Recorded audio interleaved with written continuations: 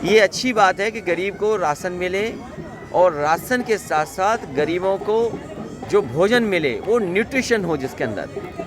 क्या ये सरकार बता सकती है जिस तरह का वितरण हो रहा है, जो पर्याप्त न्यूट्रिशन चाहिए, क्या गरीब को मिल पा रहे हैं? मुझे याद है जिस समय सूखा पड़ी थी उस समय गरीबों के लिए जहाँ बड़े पैमाने पर अनाज दिया गया था, वहीं घी का इंतज़ाम, दूध का इंतज़ाम और सरसों के तेल का इंतज़ाम। और आज एक तरफ तो सरसों के किसान को सरसों की कीमत नहीं मिल रही और दूसरी तरफ सरसों से जब तेल बन जा रहा है तो वो महंगा खरीदना पड़ रहा गरीब को।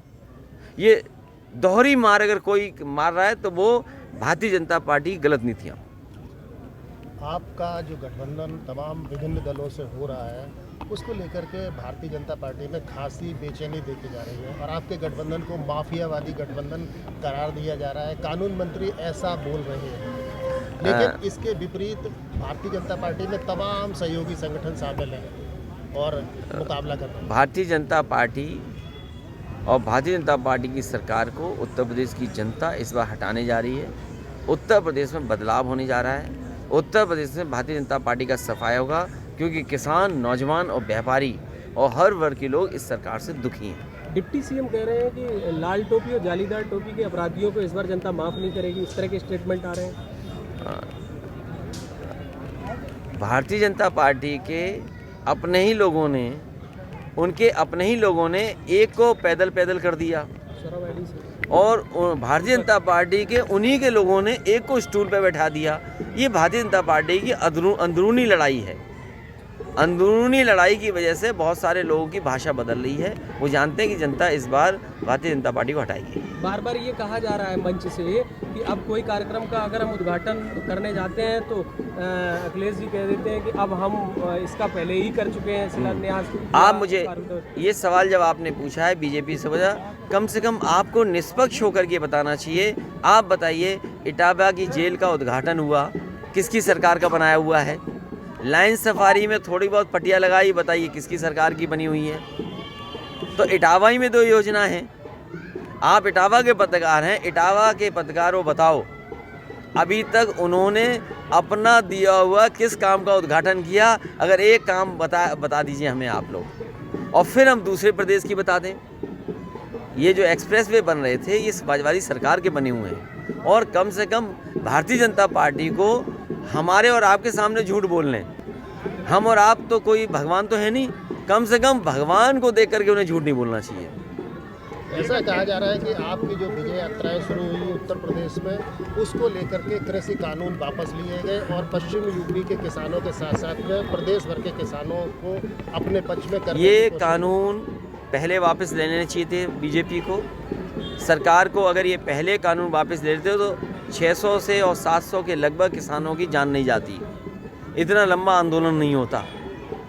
भारतीय जनता पार्टी ने सिखों से, किसानों से घबरा करके और जितने भी किसान उस आंदोलन में थे उनसे घबरा करके, और उत्तर प्रदेश का चुनाव, क्योंकि उत्तर प्रदेश के चुनाव का हारने का मतलब है देश का राष्ट्रपति का जाना, देश के आगे के समय की राजनीतिक परिस्थितियां बदलना। इसलिए उत्तर प्रदेश को चुनाव को लेकर के और पंजाब के चुनाव को लेकर के इन्होंने फैसला लिया है। जिन किसानों को, इनके लिए वोट महत्वपूर्ण है, किसान महत्वपूर्ण नहीं है। अगर किसान महत्वपूर्ण होते तो पहले दिन ही ये कानून वापस हो जाते। 700 के लगभग किसानों की जान नहीं जाती, शहीद नहीं होते। समाजवादियों ने तय किया सरकार बनने पर उन किसानों के परिवारों की 25 लाख से मदद होगी। बीजेपी बताए क्या मदद करेगी? बीजेपी को कितनी मदद करनी चाहिए? आप तो 25 लाख की मांग कर रहे हैं, लेकिन किसान संगठनों का मानना है करोड़ों रुपए की 2-2, 5-5 करोड़ की मांग कर रहे हैं। सरकार के खजाने में पैसे की कहाँ कमी है? सरकार तो ये दावा करती है कि हम $1 ट्रिलियन की इकोनॉमी बना देंगे। अगर भारत की $1 ट्रिलियन की इकोनॉमी है तो आप जितना चाहें उतना पैसा दे सकते हैं किसान को। आप देना चाहें तो 5 करोड़ भी दे सकते हैं, आप देना चाहें तो 10 करोड़ भी दे सकते हैं। जब आप सपना दिखा रहे हैं कि $5 ट्रिलियन की इकोनॉमी हो जाएगी, तो $5 ट्रिलियन की इकोनॉमी का मतलब ये है कि किसान की हम जितनी चाहें उतनी मदद कर सकते हैं। उत्तर प्रदेश में अभी देश के सभी डीजीपी आए थे, वो लगभग 1000 करोड़ की बिल्डिंग बनी है और देश का सबसे अच्छा पुलिस हेडक्वार्टर उत्तर प्रदेश में समाजवादी सरकार में बना। इसी तरीके से डायल 100 जो अब डायल 112 है, देश की सबसे अच्छा रिस्पांस सिस्टम है। जिस तरीके से न्यूयॉर्क की पुलिस चलती थी उसी तरीके से उत्तर प्रदेश की पुलिस के लिए इंतज़ाम किया गया था। वो 1000 करोड़ की लगभग बिल्डिंग है, ये 2000 करोड़ से ज़्यादा की इंतज़ाम है। तो समाजवादियों को जनता के लिए सुरक्षा व्यवस्था वो नहीं करना चाहिए था, समाजवादियों को लगता दूसरे काम करने चाहिए थे। भारतीय जनता पार्टी का तो यही कहना होगा कि 1000 करोड़ की पुलिस हेडक्वार्टर न बनाते आप, 2000 करोड़ से ज़्यादा जो पैसा आपने डायल 100 डायल 112 में लगाया वो न लगाते, आप कुछ काम दूसरे करते।